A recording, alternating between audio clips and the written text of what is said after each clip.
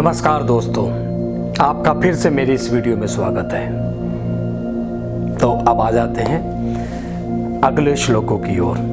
पर उससे पहले मैं कैमरे के पीछे एक जो महान इंसान है, मैं थोड़ी सी बातें कर लेता हूँ। श्लोक भी कंटिन्यू रहेंगे, एक बार मैं बात कर लेता हूँ इससे।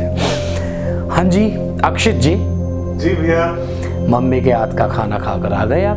यार एक बात बताऊं आपको। हाँ। मम्मी के हाथ का जो खाना होता है वो किसी भी ढाबे, किसी भी रेस्टोरेंट पर, किसी भी बड़े से बड़े होटल, उसका कंपैरिजन है ही नहीं। ये बात तो बिल्कुल सही है, बट एक बात है मेरे लिए क्यों नहीं लेके आया भाई तू? आपके लिए लेके आते तो फोन करने वाला हूँ तेरी मम्मी को। आपके लिए लेके आते तो ठंडा हो जाता खाना, फिर वो स्वाद गरम कर लेते हैं। हाँ, पर वो जो गरम खाने का स्वाद है वो नहीं मिलता है यार। तो मैंने सोचा इतने दिनों से हम लोग शूट कर रहे हैं और थोड़ा सा एक दिन माँ हाँ, तूने एक दिन का ऑफ लिया। चल कोई नहीं यार, इतना बनता है। और माँ के खाने से बढ़िया तो भाई कोई खाना नहीं है। ये तो हम लोगों ने बना रखा है कि बेस्ट शेफ आदमी होगा, बेस्ट कुक आदमी होगा। अरे औरत और माँ औरत एक ही चीज़, कि उससे अच्छा खाना कोई नहीं बना सकता। माँ के हाथ में जो जादू है ना, वो किसी और के हाथ में नहीं है। अभी ये चल रहा है ना कि आदमी औरत इक्वलिटी, अरे ऐसा कुछ नहीं था पहले। ये तो 100-200 सालों से चल रहा है कि इक्वलिटी और ये सब। औरत माँ हमेशा से ही ऊपर रही है। आदमी कहाँ स्टैंड करता है औरत के सामने अगर ढंग से देखें। अरे हमारे तो पुराणों में, ग्रंथों में, अरे अपनी बुक्स पढ़ो यार, पुराने देखो चीजें पुरानी। हमेशा भगवान ने भी औरत को ही सबसे ऊपर दर्जा दिया है यार। छोटा सा एक एग्जाम्पल है, 2-3 एग्जाम्पल है। अंजनी पुत्र, पिता के नाम से पहले माता का नाम है। कुंती पुत्र युधिष्ठिर, कुंती पुत्र अर्जुन, कुंती पुत्र नकुल सहदेव। हालांकि कुंती के पुत्र नहीं थे, यहाँ आप लोग मुझे बोलेंगे। कुंती थी तो माता उनकी, जो माँ थी उनकी वो गुजर चुकी थी बचपन में। बोलते तो यही थे। अब कौन थे?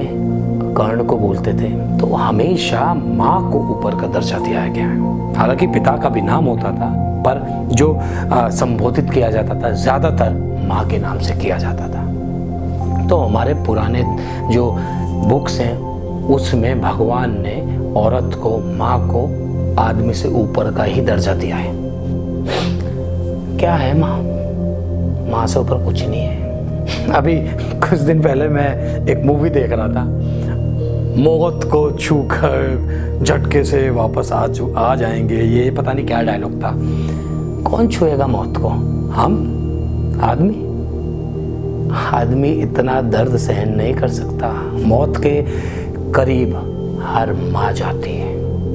अब आप पूछेंगे कैसे? जब माता शिशु को जन्म देती है, जैसे मेरी माँ ने दिया, आपकी माँ ने दिया, सबकी माताओं ने जन्म दिया, जैसे वो पीड़ा जो होती है ना, साइंस में तो मुझे नहीं मालूम कि साइंटिफिक वे में एग्जैक्टली किस तरीके से बोला जाता है, स्केल को क्या बोलते हैं, पर वो जो पेन है, दर्द होता है ना, वो इस लेवल का होता है कि आदमी मौत के लेवल तक जाके आता है। माता उस लेवल तक को छू के आती है, माँ छू के आती है मौत को। ये फिल्मी डायलॉग से नहीं होता कुछ, हर माँ मौत को छू कर वापस आती है। अब आप बोलेंगे कि आदमी उस लेवल तक कैसे पहुंच गया जब इंसान की लिमिटेशन स्केल ही उतना है। भाई वो शक्ति केवल माँ को प्राप्त होती है। ऐसा नहीं कि नॉर्मल कोई भी जैसे चोट लग जाए, वो केवल माँ को प्राप्त होती है, और जो ईश्वर देता है, भगवान देता है। तो हर माँ एक सुपर हीरो है। हर माँ, हर औरत आदमी से ऊपर है। तो आज का ज्ञान इतना ही, ज्ञान नहीं, जो दिल की बात थी वो मैंने बताई, और इसकी बातों से शुरू हो गई। तो बिना किसी विलंब के शुरू करते हैं श्लोक। तो बढ़ते हैं श्लोक नंबर 35 की ओर। भयाद्रोणा दुपरंतम मत्स्यन्ते त्वां महारथा येषां च त्वं बहुमतो भूत्वा यस्यसि लाघवम्। इसका भावार्थ ये है, श्री कृष्ण कहते हैं जिनकी दृष्टि में तू पहले बहुत सम्मानित होता था, अब लघुता को प्राप्त होगा। वो महारथी लोग तुझे भय के कारण युद्ध से भागा हुआ, हटा हुआ मानेंगे। तात्पर्य यह है कि जिन लोगों के सामने तू पहले बहुत सम्मानित, यश कीर्ति तेरी बड़ी हुई थी, तुझे बहुत सुपीरियर योद्धा मानते थे, अब वो तुझे युद्ध से भागा हुआ मानेंगे, वो भी तेरे भय के कारण, तेरे डर के कारण। तो बढ़ते हैं श्लोक नंबर 36 की ओर। अवाच्य वादांशे बहुन वदयिष्यन्ति तवाहिता निंदन स्तव सामर्थ्य ततो दुःखतरम नु किम।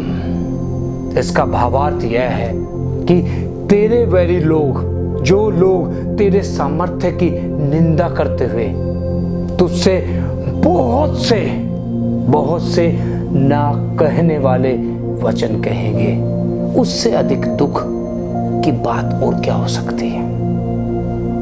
सिंपल सा तात्पर्य यह है कि तेरे सामर्थ्य मतलब तेरे बाहुबल और तेरी योग्यता की निंदा करते हुए शत्रुजन तुझे कड़वे वचन कहेंगे, तेरी निंदा करेंगे, ऐसे ऐसे वचन कहेंगे कि जो वचन कहने योग्य भी नहीं होंगे। उससे बड़ी दुख की और क्या बात एक योद्धा के लिए हो सकती है। तो बढ़ते हैं श्लोक नंबर 37 की ओर। हतो व प्राप्यसि स्वर्ग जित्वा व भो अक्षय से महिम तस्मा दुदिष्ट कौन्ते युद्धाय कृत निश्चय। इसका भावार्थ यह है कि यदि तू युद्ध में मरा तो तुझे स्वर्ग की प्राप्ति होगी, अथवा यदि तू युद्ध में जीता तो पृथ्वी के राज्य को भोगेगा। तो हे अर्जुन, युद्ध के लिए निश्चय कर ले और खड़ा हो जा। सिंपल सा तात्पर्य है कि तू युद्ध में जीतेगा तो तुझे इस साम्राज्य की प्राप्ति होगी, यदि तू युद्ध में हारेगा, वीर गति को प्राप्त होगा, तो तुझे 110% स्वर्ग की प्राप्ति होगी। तो किस बात की चिंता कर रहा है अर्जुन? खड़ा हो, निश्चय कर और युद्ध के लिए तत्पर हो जा। तो बढ़ते हैं श्लोक नंबर 38 की ओर। सुख दुखे समय कृत्वा लाभा लाभो जयो ततो युद्धाय युज्यस्सु नैवं पापम वाप्यसि। जय पराजय, लाभ हानि, सुख दुख को समान समझकर उसके बाद युद्ध के लिए तैयार हो जा अर्जुन। इस प्रकार युद्ध करने से तू पाप को प्राप्त नहीं होगा, तुझे पाप का भागीदार नहीं बनना पड़ेगा, तू नरक की ओर नहीं जाएगा, तुझे स्वर्ग की प्राप्ति होगी। सब भूल जा, सुख दुख, लाभ हानि, जय पराजय, बस तू युद्ध कर।